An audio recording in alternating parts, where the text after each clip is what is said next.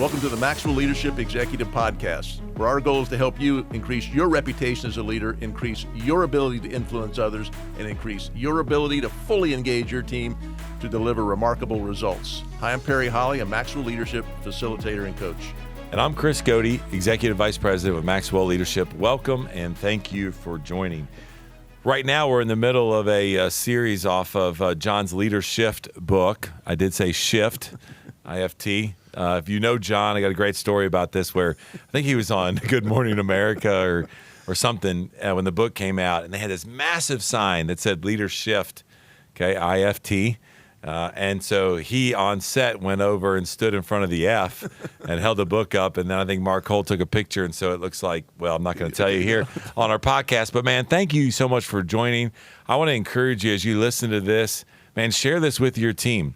We have a lot of our coaches and our facilitators that have teams all around the world that will listen to this. We try to keep it around 20 minutes. Our producer, Jake, tries to keep us under 20 minutes.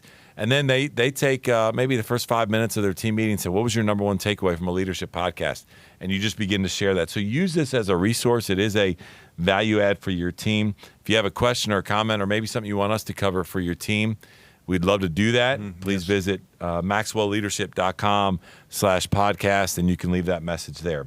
Well, today's topic is an intervention for Perry and I. And this comes from my team, our team, and they asked us to talk about this. Why leaders make the shift from pleasing to challenging people. And there's no doubt about it that if your wiring, as we've talked about before, is more of a level 2 in the 5 levels of leadership, the way that you would connect and relate to people versus a level 3 wiring, which, by the way, we all kind of go one or the other, where you are task-focused, right? You're getting after it, KPIs, and well, like Perry and I like to say, you leave people in your wake and don't care about them. This is a challenge for us that on the relational side of things, of making this shift. So I'm guessing this is where this is coming from, but I don't want to make any assumptions. No, you're right. I knew you knew it wouldn't be an intervention because I needed it. Yeah, both of us. Maybe worse than you. Yeah. This is a shift many leaders will need to make, and it is that Chris mentioned we are highly relational people. We like people. We mix it up with people, and from that opens a door for me to be a pleaser, to do things that would be pleasing to others and to make you feel good about yourself, and be very big. I'm big about encouraging others, but I'm not good or wasn't good at challenging others. And I heard John read this statement. He said, "You cannot lead people if you need people." What does that mean? Yeah. Well, listen, pleasing people is not the same thing as leading people. And so if you feel like you need people, you're gonna bend towards the pleasing side of them versus the leading them. I've also heard him say this statement, and I think why we have so many statements from John on this is he's had to work through this as well. Yeah. And he would tell you, if you sat down right here with us, which we need to have him on this conversation one time, this is something he's learned a lot of lessons from. And he tells a story from his earlier years where he said that you could define leadership as make people happy and they will follow you. But what he finally realized in all of his wisdom, now being 75 years old, was that he wasn't really even leading people by doing that, by pleasing people. He was trying to make them and himself feel good. And he was in the friendship business, not the leading business. Now, there's a right way to do this. We're not saying not to be friends and not to connect with people. But as you think about this, you're not just in the business of pleasing them, you're in the business of leading them. And I'm looking forward to kind of jumping through a couple of these shifts that we're going to talk about and how to do this today. Well, I often get asked is, can you be a boss and still be a friend? I've probably done a podcast on that somewhere along the way about where's the line. I've had CEOs tell me I don't want to have a relationship with my people because then I won't be able to lead them right, or they'll take advantage of me, or I don't want to have that that too close of relationship. But then here I am on the other side. I'm dying to have that relationship, but am able to lead that. So, I think what I'm learning is you've got to do the right thing for your people instead of what feels right for you. And so let's just a couple of things to make a shift. I think number one was change your expectations towards leadership. You have to stop trying to be everybody's buddy, and that sounds obvious probably to a lot of people, but to me, I really was trying to be everybody's friend. Instead, I need to ask myself, what's best for the organization, what's best for other people within the organization, and then what's best for me. Yeah.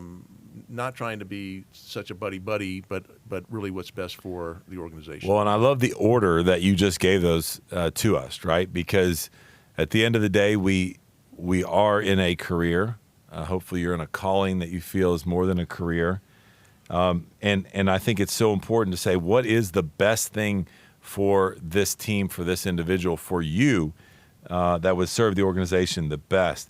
And then I love what you said here, the second point, which is what's best for other people within the organization, which leads me directly into the second part here, number 2, of how to make this shift, which is value people as much as you value yourself. Now, if you're truly valuing people, you would give them, like yourself, you would give them your best effort. You would want the best for them. You would serve them. You would empower them. You would motivate them. And deep down inside, I think if we were all being honest, some of the greatest development times that we've ever had is where people were honest with us, where they did give us feedback that maybe wasn't pleasing, but became from a leadership conversation.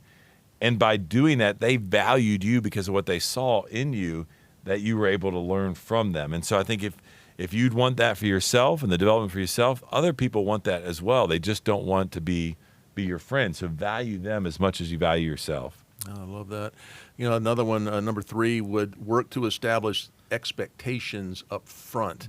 And for me, I can either set expectations, and what are expectations of performance, of our standard, operating procedures, about how we do things, standards for outcomes that I'm looking for.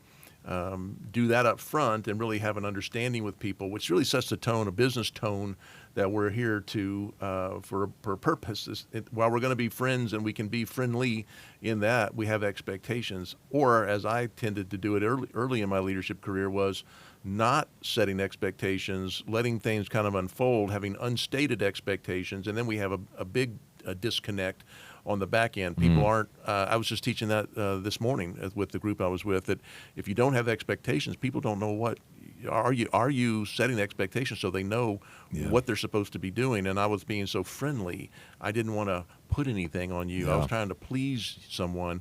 And I didn't think about it in those terms. I just thought, I don't want to put it on you. Yeah. And then realized why we're not getting where we're going is I don't have clear expectations with people because it seemed too harsh or something to me. And I thought, no, I need to be clear of what is I'm expecting of people. It reminds me of, I think it's Liz Wiseman who says, do the hard easy versus the easy hard, right? So maybe if it's hard for you to set proper expectations, I promise you the connection with the individual on the back end will be a lot easier if you sit down on the front end and set the proper expectations up front. So I love that.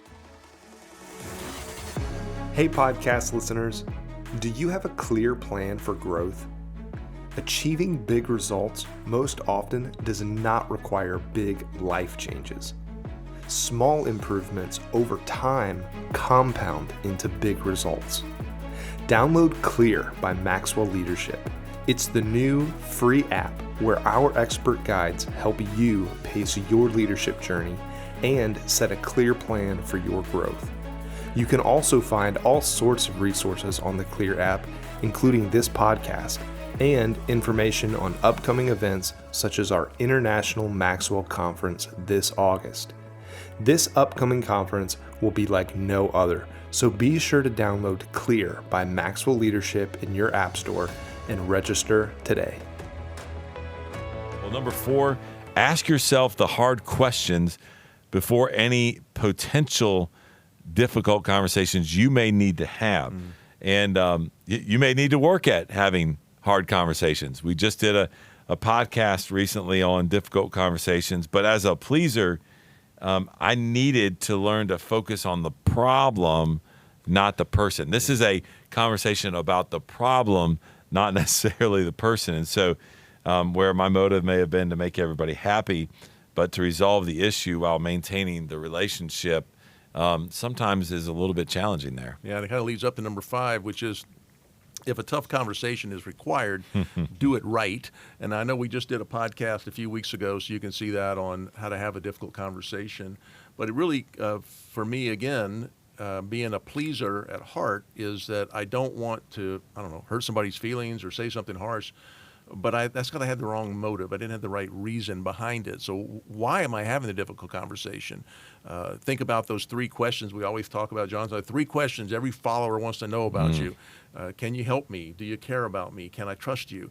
And thinking if that's my motive at the start was I'm trying to help you. I care about you. You can trust me. I'm doing this for you. Then my difficult conversation is going to be done the right way. Yeah. Is that I'm not doing it to try to win, be right, push you down, or be overbearing, or in my pleaser style, not have the conversation at all because we'll just let it go. It'll probably be okay. It won't be okay. It won't be okay. No. So I'm thinking, what's my motive? Can I do it correctly and do it with the other person in mind? My motive is pure. I want you to win and I want you to improve, but we have something we have to talk about. Love that. As we talk about number 6 here, going from this shift of pleasing to challenging people, man, understand this what we call the 25-50-25 principle. And this is where good leaders always challenge people to rise to the occasion, to become their best, to make sure we're in alignment with where the vision of the organization is. And I was just on a meeting this morning where we were recasting the vision for a certain project to make sure that we can get everybody rowing in the right direction, as you mentioned. But what you're going to find is that not everybody's going to be rowing in the right direction or want to row in that direction. This is where this 25-50-25 comes in, where 25% will support your efforts in where you're going and what you're doing. 50%, they'll be undecided. They're there. They're collecting a paycheck. They're along for the ride. And then 25% are going to resist it, and they're going to push back. And the challenge here in this shift that you're working on of going from pleasing to challenging and leading people the proper way is that your job is to help that middle group, the one that are undecided, to move them to the first 25%. I think any movement that you can create out of that will be beneficial to the values, the vision of where you're taking the team. A lot of people, what do? They go right after the bottom 25%. They're like, they're resisting. I got to get them on the boat. But the middle 50, we talk about leadership being contagious. And I think you got to understand it's contagious both in the top 25% and in the bottom 25%. And you as a leader got to go after that middle 50% to get them, in that top 25% of the I think I of the speak for efforts. pleasers everywhere when I find it incredibly hard to believe there's 25% of the people that don't obviously right. see my amazing leadership. I don't know who these people Or are. the vision that you have. I have no idea who these people are. Number 7, and finally, before I let you wrap it up, is one of my favorites about balancing care and candor. We've taught this for years, that if you are a very relational person, you probably err on the side of care. We care. Not a lot of candor, straight talk. If you're probably a more task-based person, more analytical type, more not relational is not your strength, then you're probably more candor. Candor, not a lot of care. And John says we want to balance those two, because if you're all care and no candor, it's very dysfunctional. It's not all rainbows and lollipops here. We've got hard things to do. But if you're all candor and no care, it causes distance between people, because nobody wants to be punched in the face all the time. So if I'm thinking about how do I balance care and candor, it's been a great learning for me to say, I need to have the kind, hard truth with people. I need to be able to say things, but I can still be myself. I can still be, I don't need to be pleasing, but I can be caring. I'm going to do that. Yeah. Listen, if you care for people, then they deserve to hear, in the right way, your candid feedback. So as I close, two things come to mind. Number one, Perry and I talk a lot about the 5 levels of leadership, and we love that methodology. And in there, we talk about level 2 being the connection, the relational, really the foundation to influence, and we believe the success to your leadership. If you do that the right way, whether it's something you have to work a little bit harder on if you're not wired that way or comes naturally, if you do that the right way, when it comes time for you to have to lead in a crisis, in a challenge situation, people are going to buy into you as their leader before they buy into where they're going, which will allow you to have those challenging conversations. So know that if you go about it the right way, that while it may be hard for you because you think it's challenging, they're going to be grateful for those conversations, and they're going to completely trust you, because trust is a currency to all leadership, and you need to understand that.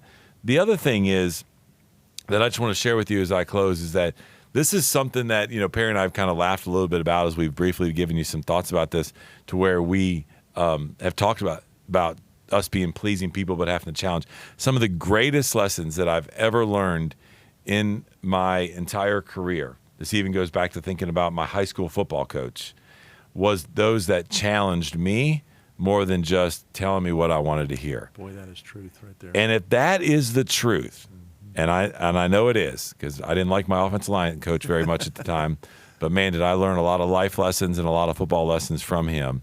If that's the truth, why would we not want that for everybody on our team? Yeah. The right way, do it the right way, like Perry talked about a little bit ago. But have that mindset to say, man, I value them so much that I want to add value to where they're at. I cannot let this opportunity go by without talking to them about X, Y, and Z, without challenging them to do something a little bit more, achieve something a little bit greater, do something a little bit differently. And so if you got to have that self-talk, have that self-talk. Trust the fact that you've built the relationship the right way. There's enough currency in the bank that when you have to pull some of it out and you challenge them, that it won't phase the relationship. You can still be friends. You can still have that relationship, but yet lead them very effectively. I almost quit a job once because the executive I worked for, I couldn't feel like I could do anything right. He kept challenging me, and I shared it with my wife. She said, "It sounds like he's trying to make you better." Yeah. I went, "Oh, he's trying to make me better." I had never worked for anyone who you took really it personally, right? Like you thought it was about you and Yeah. He was actually trying to grow me and move me to my potential. And he announced his retirement 6 months later, and I went from quitting to crying, thinking, what am I going to do? I never had anybody invest in me this way. But he was a nice guy and all, but he didn't take it. He wouldn't let me just make my way through. He pushed me a bit to do this. So yeah, now I think back about all the leaders I've had. He's got a great That's awesome. place in my mind. Well, thank you, Chris. And if you'd like to get the learner guide for this episode or learn more about our offerings, you can do all that at maxwellleadership.com/podcast. You can also leave a question or a comment for us there. We always love hearing from you, and we're always grateful that you would spend this time with us each week. That's all today from the Maxwell Leadership Executive Podcast.